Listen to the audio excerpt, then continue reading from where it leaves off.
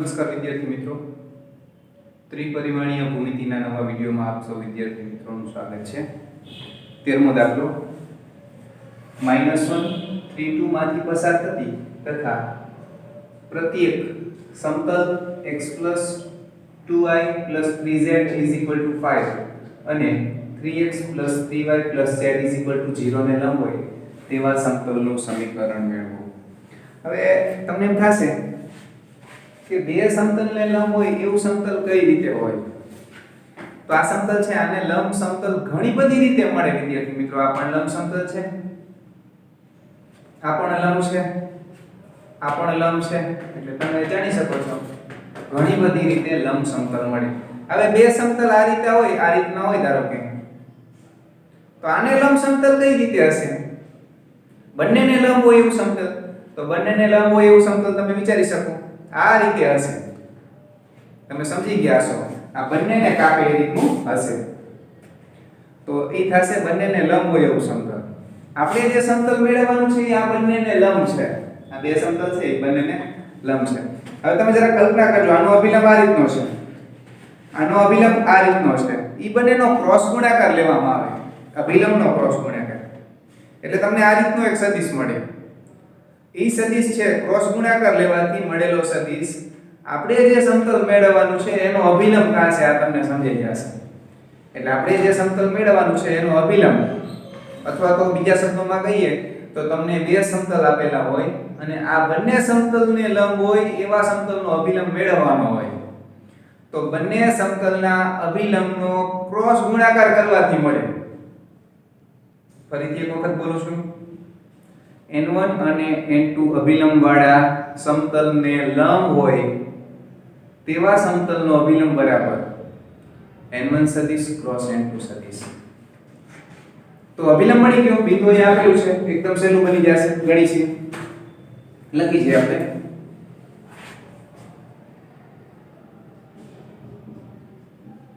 પેલું સમતલ એને π1 નામ આપું છું,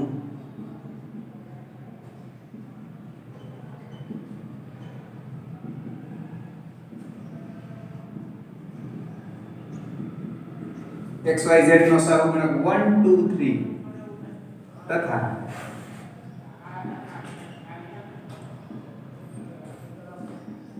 બીજું સમતલ જેનું નામ આપણે π2 આપશું,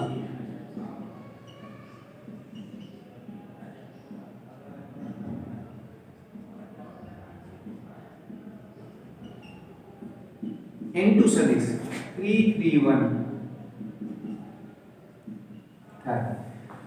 માગેલું સમતલ આ બંને સમતલને લંબ હોવાથી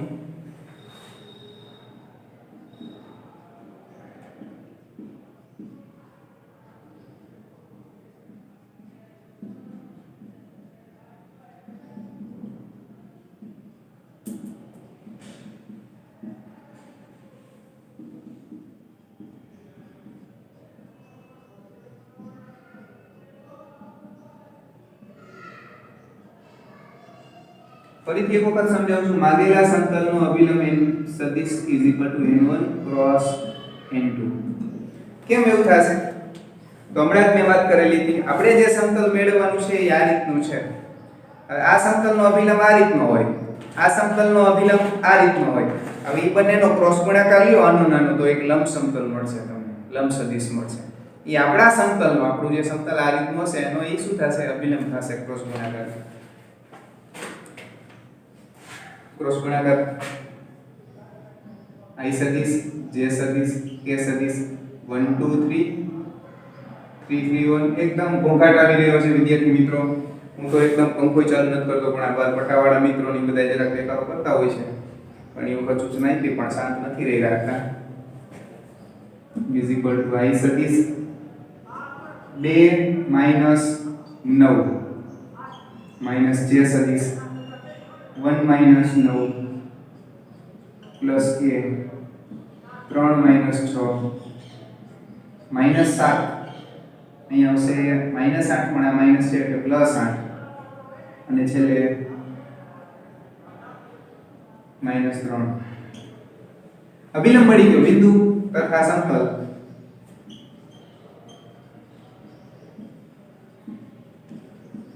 બિંદુ -1 3 2 માંથી પસાર થાય છે. તો આમાંથી પસાર થતું હોય તો સમતલનું સમીકરણ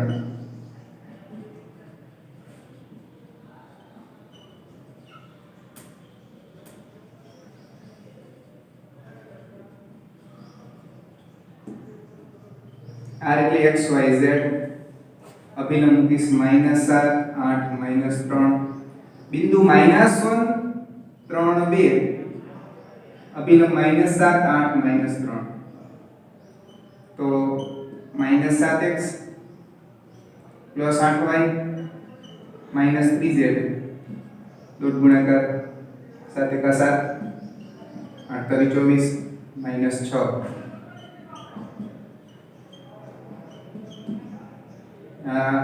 +1 વધશે આમાં ઉમેર દે 24 ને 25 આ રીતે મળશે. નીચે સુધી દેખાય છે જોઈ લઈએ. નેક્સ્ટ વિદ્યાર્થી મિત્રો 14મો દાખલો છે. બિંદુઓ 1 1 p અને -3 0 1 આ સમતલ એક આપ્યું છે r સદિશ 3a + 4j - 12k + 13 0 થી સમાંતરે આવેલું છે. તો અંતરની વાત હોય તો આપણે અંતર મેળવતા હોઈએ છીએ. બંને સમાન અંતરે છે આપણે લખશું. બિંદુ p નું મૂલ્ય મેળવો એવો પ્રશ્ન છે આપણે લખી છીએ. પેલું બિંદુનું અંતર મેળવશું.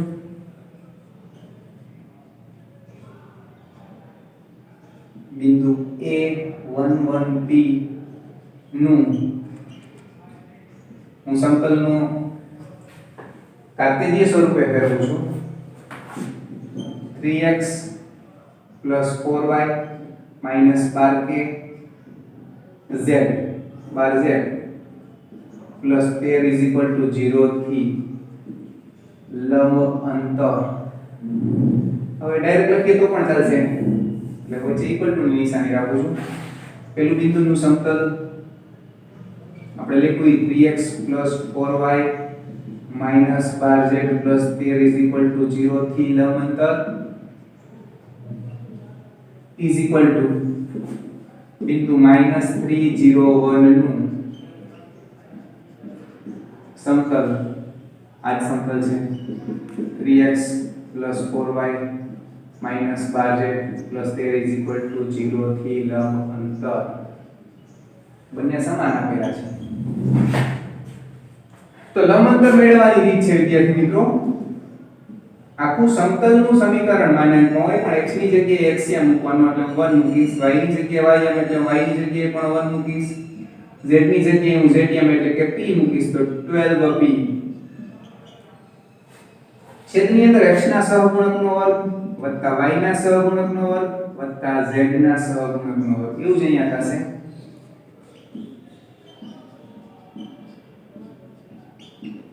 છેદ કેન્સલ થઈ જશે. x ની જગ્યાએ x મૂકું તો -3 y ની જગ્યાએ 0 z ની જગ્યાએ 1 મૂકું તો 12 કા 12. ફરીથી લખું છું 4 ને 3 7 13 ને 7 20. અહીંયા જોઈએ તો -9 + 12 એટલે -21 + 13 તો કેટલા મળશે? તો 7 ને 8 મળશે.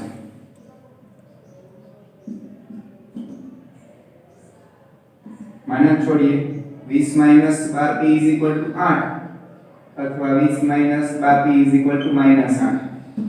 તો 12p સામે જાય તો 12 મળશે. 12p આ બાજુ 8 બાજુ અથવા 12p આંકડા આ બાજુ લેવો 28. તો p 1 અથવા p 28 ના છેદમાં 12 કેન્સલ કરીએ 7 ના છેદમાં 3 આ રીતના બે જવાબ મળશે.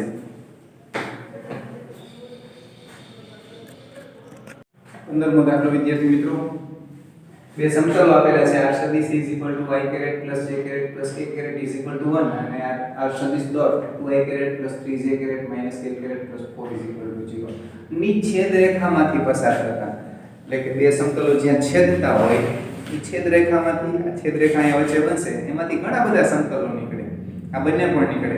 છેદ રેખામાંથી પસાર થતા અને x અક્ષને સમાંતર સમતલનું સમીકરણ મેળવવાનું છે.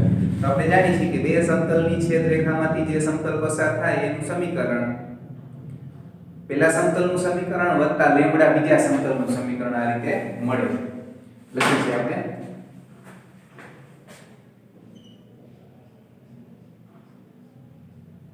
સમતલો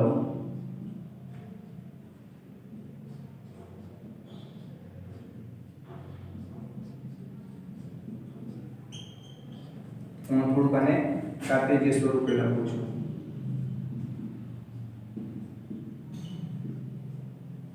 તથા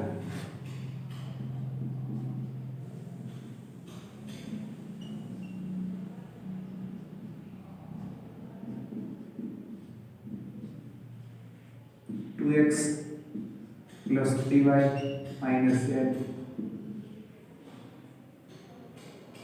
ની છેદ રેખામાંથી પસાર થતા સમતલનું સમીકરણ.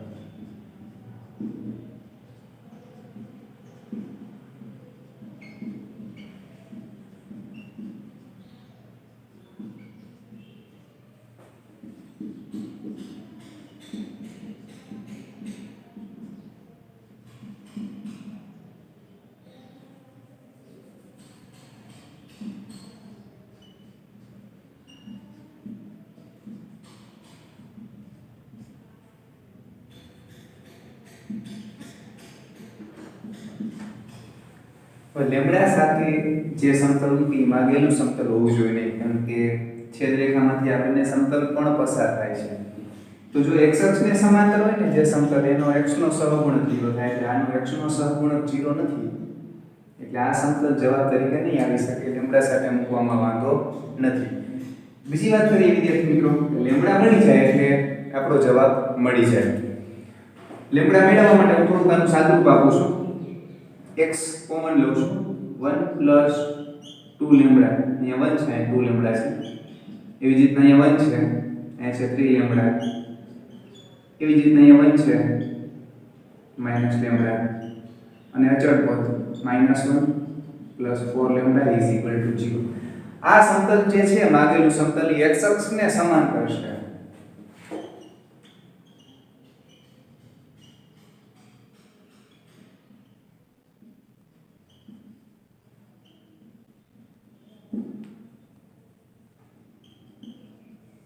હવે આના અભિલંબ અને x અક્ષ વિશે શું કહી શકાય તમને સમજાવી છે. ધારો કે છેદ રેખા છે એમાંથી પસાર થતું સમતલ આ હોય, ધારો કે આ સમતલ અને x અક્ષ સમાંતર છે. ધારો કે આ x અક્ષ છે, બંને સમાંતર છે, તો આ સમતલનો અભિલંબ અને x અક્ષ એકબીજાને લંબ થાય. તો અભિલંબ અને x અક્ષની દિશાનો ડોટ ગુણાકાર 0 થાય.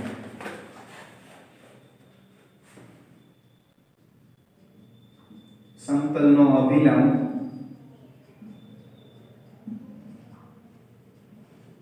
x અક્ષને લંબ થાય.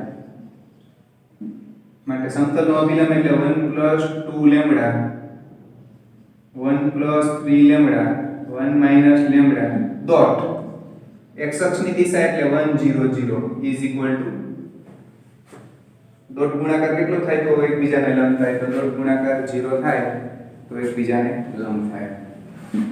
એકડા સાથે ગુણીએ તો 1 plus 2 લેમ્બડા આ 0 સાથે ગુણાશે,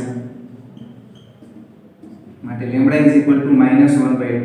માટે એક પરથી અથવા એકમાં લેમ્બડા બરાબર -1/2 મૂકતા મેં જે વાત કરી બનશે x અક્ષનો સહગુણક 0 થશે. તમે જોજો x plus y plus z -1 -1/2, 2x plus 3y minus z plus 4 is equal to 0. 2 વડે ગુણીશું,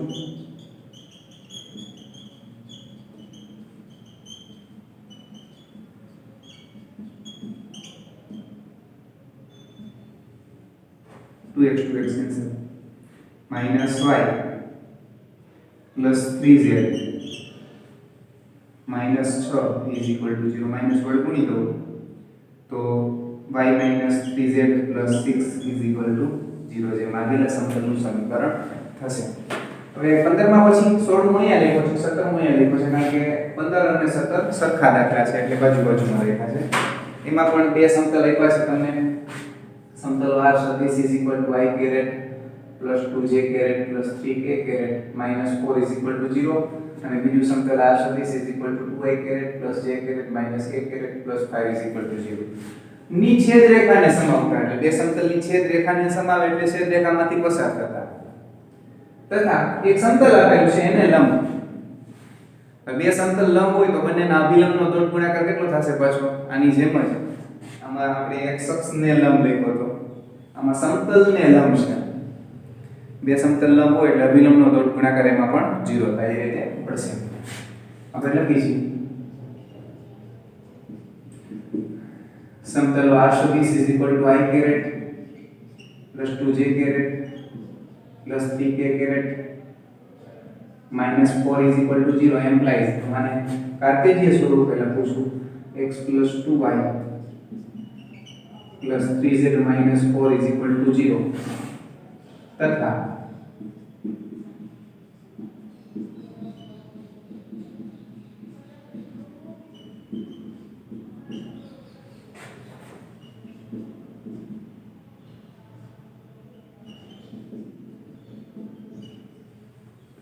ની છેદ રેખામાંથી પસાર થતા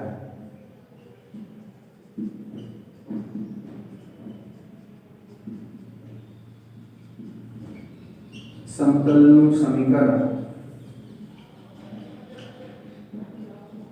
એક સમતલનું સમીકરણ વત્તા લેમ્ડા બીજા સમતલનું સમીકરણ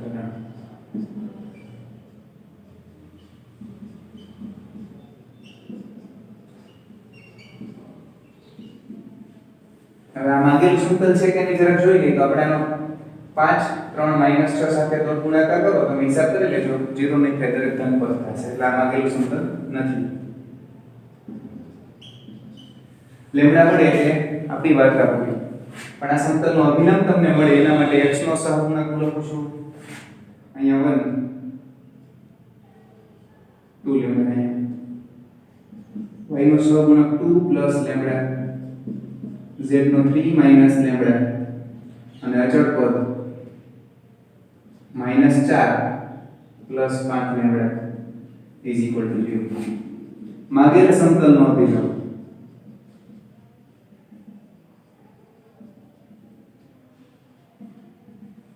is equal to n1 જેને નામ આપું છું તો 1 plus 2 lambda 2 plus lambda 3 minus lambda થાય એક સમતલ આપેલું છે જે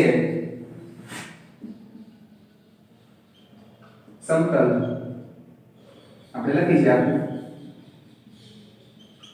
સમતલ પાઈ r dot 5y plus 3z minus 6k plus 8 is equal to 0 નો અભિલંબ જેને હું n2 નામ આપું છું નામ આપવાનું કારણ એટલું છે વિદ્યાર્થી મિત્રો લખતી વખતે થોડી સુગમતા રહેશે 5 3 minus 6 થાય હવે માગેલું સમતલ y1 ને લંબ હોવાથી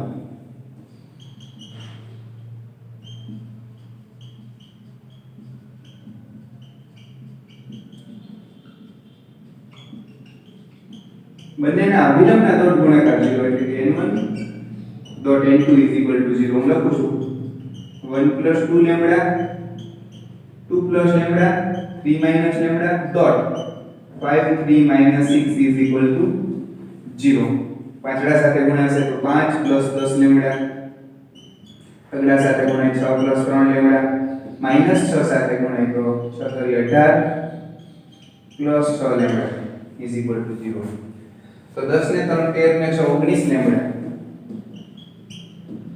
અને 6 ને 5 11 11 માંથી 18 જાય તો -7 -7 સામે જાય તો 7 લેમ્ડા ઇઝ ઇક્વલ ટુ 7 ના છેદમાં 19 એકમાં લેમ્ડાની કિંમત મૂકા મૂકું છું x પ્લસ અલગ રંગથી ક્યાંક લખવું હોય તો લખી શકાય અહીંયા x plus 2 lambda plus 3z minus 4 plus 7 ના છેદમાં 19 2x plus y minus z plus 5 is equal to 0 અલગ રંગથી લખું છું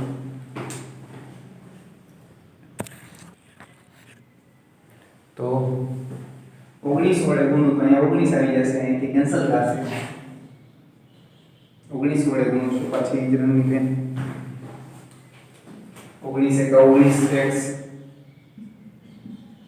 પ્લસ 19 દુ 38 y આવે છે પ્લસ 19 તરી 57z માઈનસ 19 ચોકા 76. 7 વડે બીજો કાઉન્સ છોડી છે. 7 દુ 14x પ્લસ 7 એકા 7y minus 7z plus 7 + 35 is equal to 0. तो 19 प्लस 14 33x y वाળાનો હિસાબ કરીએ 45y z વાળાનો હિસાબ કરીએ 50z અને અચળ પદનો હિસાબ કરીએ તો 35 બાદ કરીએ તો 35 નું 70 -35 ને બીજા 6 -41 ઇઝ ઇક્વલ ટુ 0. જે માંગેલા સમતલનું સમીકરણ છે. और नेक्स्ट दाखलो છે વિદ્યાર્થી મિત્રો એકદમ સહેલો છે. 16મો દાખલો કઈ રીતની વાત આપેલી છે ત્યારે લખીશું. બિંદુ O00 અને P બિંદુ આપ્યું છે 1 2 -3. આપણે જે સમતલ મેળવવાનું છે ને બિંદુ P માંથી પસાર થાય છે અને OP ને લંબ છે. તો OP શું થશે? સમતલનો અભિલંબ થશે અને બિંદુ P માંથી નીકળે છે. આપણે લખીશું જે રકમ આપ્યું છે એ OP સમતલનો અભિલંબ થાય, અભિલંબ બિંદુ મળે એટલે સમતલનું સમીકરણ મળી જાય. O000 તથા P 1 2 -3 આપેલ છે. માગેલ સમતલ OP ને લંબ હોવાથી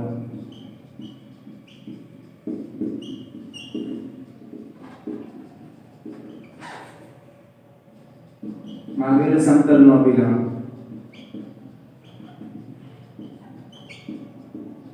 is equal to OP સદિશ. તો P માંથી O બાદ કર દો is equal to 1 2 -3 તથા તે એટલે માગેલું સમીકરણ બિંદુ P 1 2 -3 માંથી પસાર થાય છે. માટે માગેલા સમતલનું સમીકરણ r dot n is equal to a dot n. r એટલે x y z dot 1 2 -3 બિંદુ 1 2 -3 dot 1 2 -3 x plus 2y minus 3z is equal to 1 plus 4 plus 9 x plus 2y minus 3z is equal to 14. આ રીતે મળશે.